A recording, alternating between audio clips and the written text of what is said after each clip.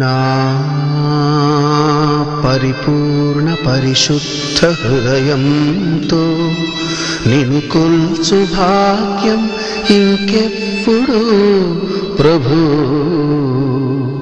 ఈ జన్మకు.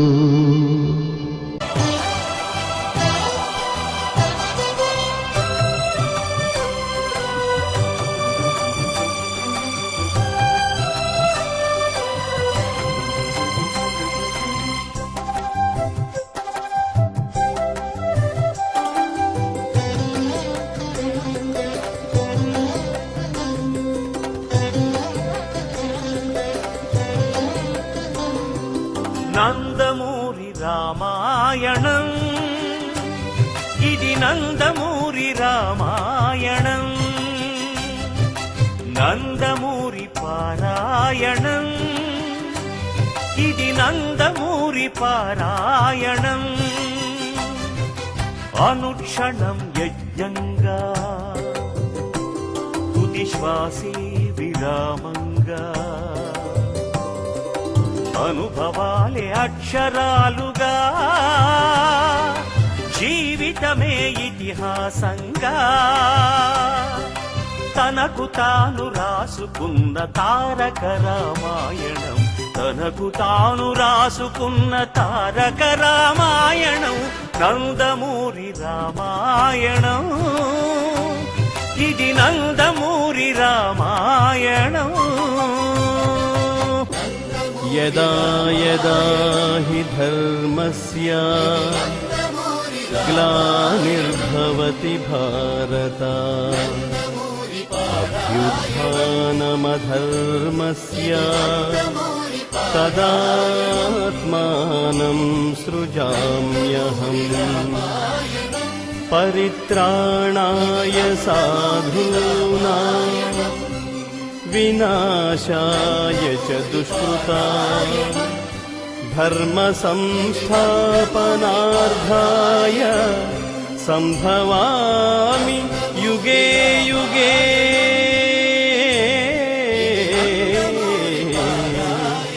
సంభవామి యుగే యుగే.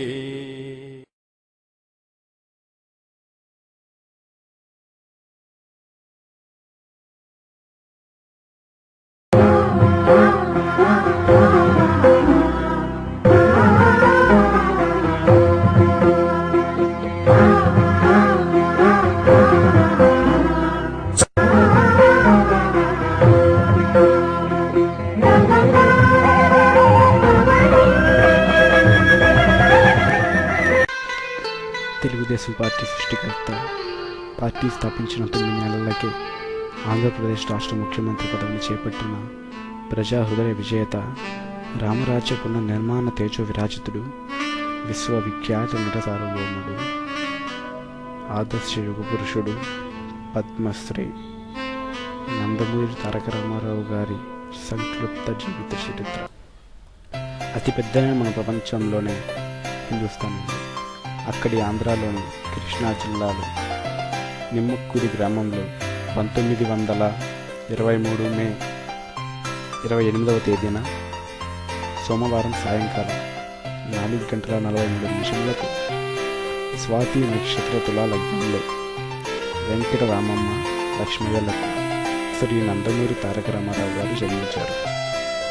ఆ సమయమున ఆ ఇంట్లో నివసిస్తున్నటువంటి పెద్దనాన్న అయినటువంటి రాముడికి, పెద్దమ్మ అయినటువంటి చంద్రమ్మకు, తాత అయినటువంటి రామస్వామికి, నాన్నమ్మ మహాలక్ష్మికి ఎంతో ఆనందం కలిగింది. ఆ తరువాత కొద్ది రోజులకు వల్లూరి సుబ్బారావు గారి దగ్గర పాఠాలు నేర్చుకునేవారు ఎన్టీఆర్. సుబ్బారావు గారికి ఎన్టీఆర్ అంటే ఎంతో ఇష్టం. 10 సంవత్సరాలకే ఎన్టీఆర్ నిమ్మకూరు బడి చదువు ముగిసింది. పెద్ద చదువుల కోసం ఎన్టీఆర్ విజయవాడకు బయలుదేరి గాంధీ మున్సిపల్ హై స్కూల్లో మెట్రిక్ పరీక్షలు పాస్ అయి ఇంటర్కు వచ్చాడు. అప్పుడే పెద్దల సమక్షంలో బసవతారకమ్మతో కళ్యాణం జరిగింది. దానితో చదువు అక్కడే ఆగింది. ఇంటర్ తప్పాడు. తరువాత తండ్రికి వ్యవసాయంలో సాయం చేస్తూ సైకిల్పై హోటళ్లకు పాలమ్ముతూ ఇంటర్ పాస్ అవ్వాలనే ఆలోచనతో చదువు కొనసాగించారు. అప్పుడే విశ్వనాథ్ సత్యం గారి పిలుపు వచ్చింది. విశ్వనాథ్ సత్యం గారి రాచమల్లు అనే నాటకంలో మొట్టమొదటిసారిగా ఎన్టీఆర్ వేసిన వేషం నాగమ్మ అనే ఆడవేషం. ఆడవేషం కనుక మీసం ఉండరాదు, తొలగించమని విశ్వనాథం గారు ఎన్టీఆర్తో. అప్పుడు ఎన్టీఆర్ గారు, మీసం రోషం పౌరుషం మగాడికి అందం అలంకారం సార్, దాన్ని తీయలేను అని అన్నారు. ఏం చెప్పాలో తెలియక విశ్వనాథం గారు అలా నిలబడ్డారు. ఆ తర్వాత మీసారు నాగమ్మగా ఎన్టీఆర్ని చూసిన ప్రేక్షకుల దగ్గర నుంచి రసావేశ స్పందన వచ్చింది. ఆ తర్వాత ఇంటర్ పాస్ అయ్యారు. ఇంటర్ తర్వాత బిఏ చదవడానికి గుంటూరులోని ఏసీ కాలేజీలో చేరారు ఎన్టీఆర్ గారు. అక్కడ భవనం వెంకటరాము, కొంగర జగ్గయ్య, ముక్కామల కృష్ణమూర్తి అనేవారు స్నేహితులయ్యారు. అక్కడ ఎన్టీఆర్ జగ్గయ్య కలిసి ఓ నాటకం చేశారు. ఆ నాటకంలో ఇద్దరికీ ఉత్తమ నటులు బహుమతి వచ్చింది. అందులో ఎన్టీఆర్ గారిది విగ్రహం పాత్ర. అప్పుడు దర్శకుడు పుల్లయ్య చూసి ఎన్టీఆర్ను హీరోగా రమ్మని అడిగారు. డిగ్రీ మధ్యలో రాలేను సార్ అని ఎన్టీఆర్ గారు ఎంతో మర్యాదగా పుల్లయ్య గారితో అన్నారు. తర్వాత డిగ్రీ అయిపోయింది. ఎన్టీఆర్కు తొలిపుత్రుడు జన్మించాడు. అప్పటి నుంచి ఉద్యోగాల వెతకడం మొదలుపెట్టారు. అప్పుడే ఎల్వి ప్రసాద్ ఎన్టీఆర్ని చూసి ఇతనెవరో సినిమాలకు బాగా పనికొచ్చేవాడలా ఉన్నారు అని అనుకొని ఎన్టీఆర్ను మెడ్రాస్కు ఇంట్రెస్ట్కు రమ్మని చెప్పారు. అప్పుడు ఎన్టీఆర్ వెంటనే బయలుదేరి వెళ్ళి మెడ్రాస్లోని శోభనాచలం స్టూడియోస్లో మంగయ్య తొలిసారిగా ఎన్టీఆర్కు మేకప్ చేశారు. మనసత్యం అనే అతను స్క్రీన్ టెస్ట్ చేశారు. అంతా అయిపోయిన తర్వాత తిరిగి ఇంటికి వెళ్ళమన్నారు. అప్పుడు ఏం చేయాలో తెలియక ఎన్టీఆర్ గారు గుంటూరులో సబ్ రిజిస్టర్గా ఉద్యోగంలో చేరారు. జీతం 190 రూపాయలు తీసుకునేవారు. మొదటి రోజే అక్కడ తీసుకుంటున్న లంచాలను అడ్డగించి అంతరాత్మ గొంతు నొక్కి బ్రతకడం ఎందుకు, ఈ విషయంలో ఎవరి మాట వినను అని అంటూ సొంత శ్రమతో వచ్చినది ఎంత చిన్నదైనా సరే అంతకన్నా మించిన సిరి సంపద లేదు అని అన్నారు. ఇంతలోనే మరో సినిమా ఛాన్స్ వచ్చింది. వెళ్ళాలా వద్దా అనే ఆలోచనలో ఉన్నారు ఎన్టీఆర్ గారు. ఒకవేళ వెళ్తే ఉన్న ఉద్యోగం ఊడుతుంది, వెళ్ళకపోతే అంతరాత్మను రోజు అమ్ముకోవలసి వస్తుంది అని ఆలోచిస్తూ ఉండగా తమ్ముడు త్రివిక్రమరావు మెడ్రాస్ వెళ్దామన్నారు. చలపతి అనే మిత్ర సహోద్యోగి కూడా వెళ్ళమన్నాడు. అప్పుడు ఎన్టీఆర్ ఆ ఉద్యోగానికి రాజీనామా చేసి రైలు ఎక్కి శోభనాచలం స్టూడియోకి వచ్చారు. అలా వచ్చిన ఎన్టీఆర్ను చూసి తీయబోయే సినిమాకు హీరో ఇతనేనని అనుకున్నాడు బిఏ సుబ్బారావు. అప్పటికప్పుడే నువ్వు నచ్చావని అడ్వాన్స్ ఇచ్చాడు బిఏ సుబ్బారావు గారు. అది పల్లెటూరి పిల్ల అనే సినిమాకి. కొత్త వాళ్ళతో సినిమా రిస్క్ అవుతుందేమో, ఫస్ట్ చిన్న పోస్ట్ నుంచి చూద్దామా అని మన దేశం సినిమాలో ఒక చిన్న పాత్ర ఇచ్చారు ఎల్వి ప్రసాద్. అందులోనూ నటించడానికి ఎన్టీఆర్ ఒప్పుకున్నారు. కానీ సుబ్బారావు మాత్రం నా సినిమాలో హీరో ఎన్టీఆర్ఏనని పట్టుబట్టారు. ఎన్టీఆర్ మా దేశంలో ఫస్ట్ డైలాగ్, కష్టపడి కానిస్టేబుల్ నుంచి సబ్ ఇన్స్పెక్టర్ అయ్యాను సార్ అని. ఆ తర్వాత పల్లెటూరు పిల్లల షూటింగ్ ప్రారంభమైంది.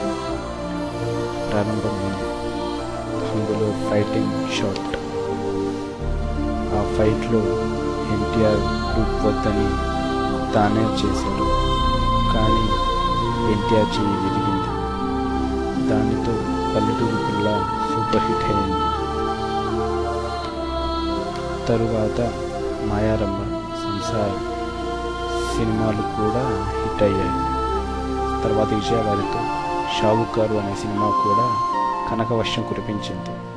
తరువాత విజయవారు 4 సినిమాలకు ఎన్టీఆర్ను పెట్టాలని అనుకున్నారు. ఎన్టీఆర్ని పెట్టి తీయాలని అనుకున్నారు. అందులో మొదటిది పాతాళ భైరవి, రెండవది మల్లేశ్వరి, మూడవది చంద్రహారం, 4వది పెళ్లి చేసుడు అనేవి తీశారు. అవి కూడా విజయం సాధించాయి. ఆ తర్వాత ఎన్టీఆర్ వెనకకు తిరిగి చూడవలసిన అవసరం రాలేదు. సినీ పరిశ్రమ ఇవ్వలేదు.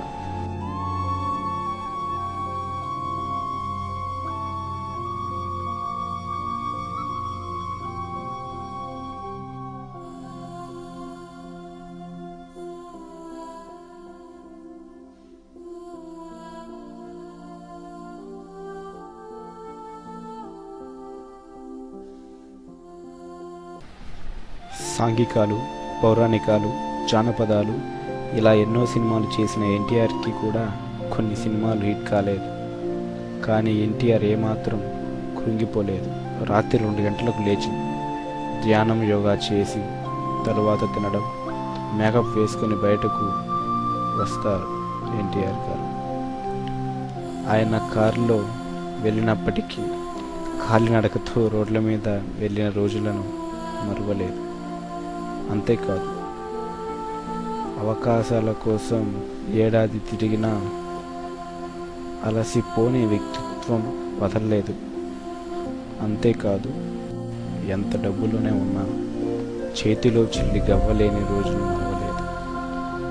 ఎన్ని కష్టాలు వచ్చినా గొంతులోనే దాచుకుని పైకి మాత్రం చిరునవ్వులు చిందిస్తూ ఉండేవారు ఎన్టీఆర్ గారు. అంతేకాదు, రావణుడు, దుర్యోధనుడు పాత్రలకు విలన్ ఇమేజ్ కాకుండా హీరో ఇమేజ్ని తెచ్చి ప్రపంచంలోనే నాయక ప్రతినాయకుల పాత్రలను చేసి మెప్పించిన వారు ఎవరూ లేరు, ఒక్క ఎన్టీఆర్ తప్ప. ఇక శ్రీ మధురాట్ పర్వం అనే చిత్రంలో 5 వేషాలను ప్రతిభావంతంగా పోషించి ప్రేక్షకులుగా శభాషని పిలుచుకున్న ఇంత గొప్ప నటన ఒక్క ఎన్టీఆర్కి మాత్రమే సాధ్యం. అలా సినిమా జీవితం గడుస్తూ ఉండగా అనుకోకుండా ఒకరోజు రాయలసీమలో వచ్చిన కరువును చూసి ఎన్టీఆర్ గారు ఎంతో బాధపడ్డారు.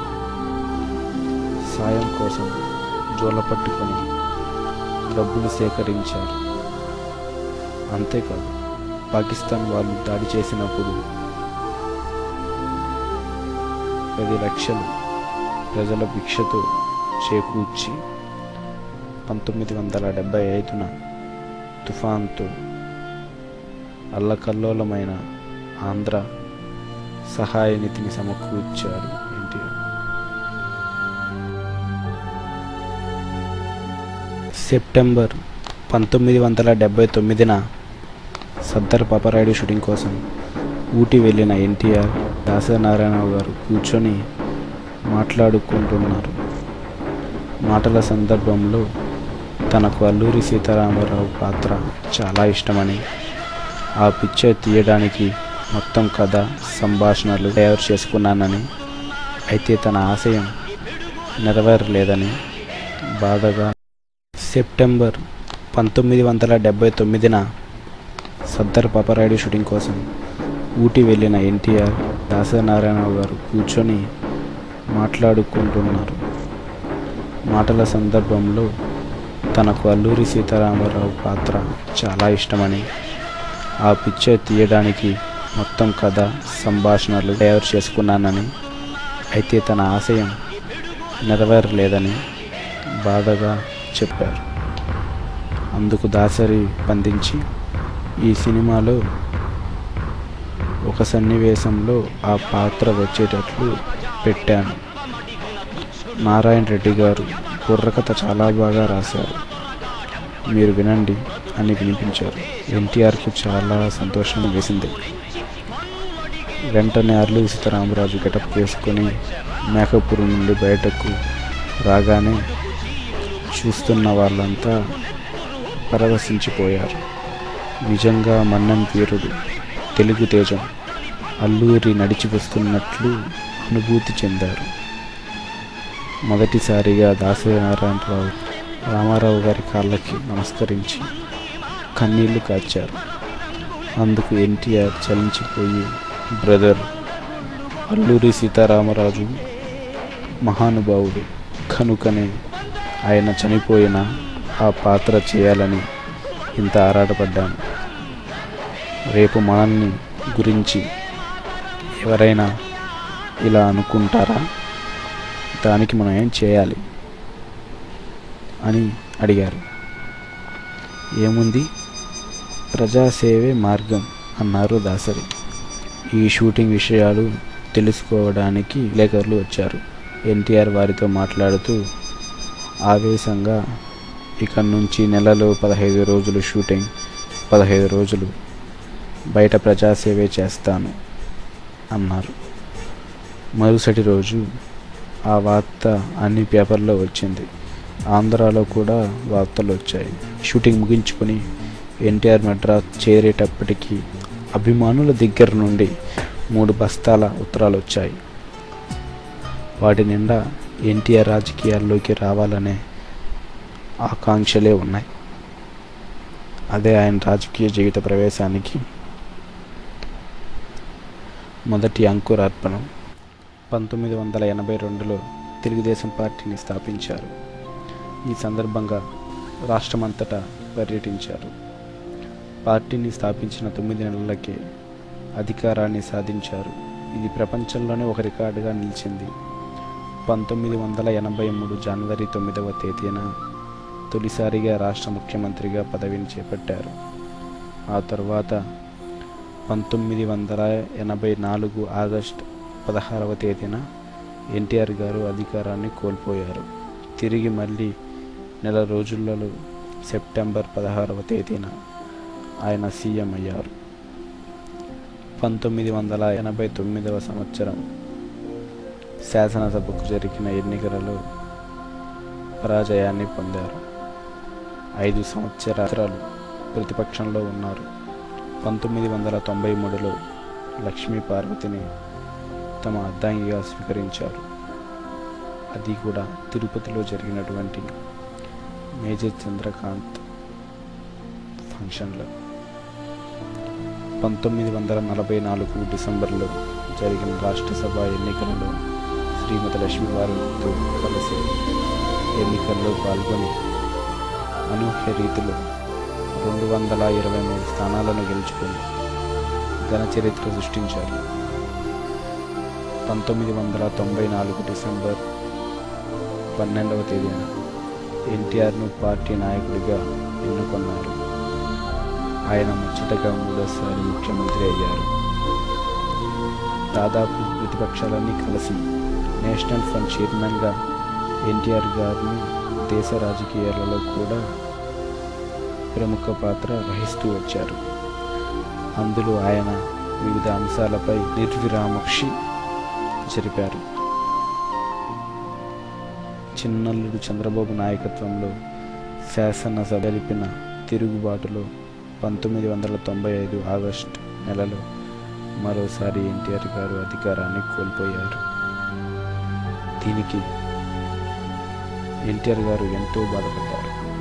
తర్వాత ఆ బాధతో అలా కృంగిపోయారు, అనారోగ్యం పాలయ్యారు.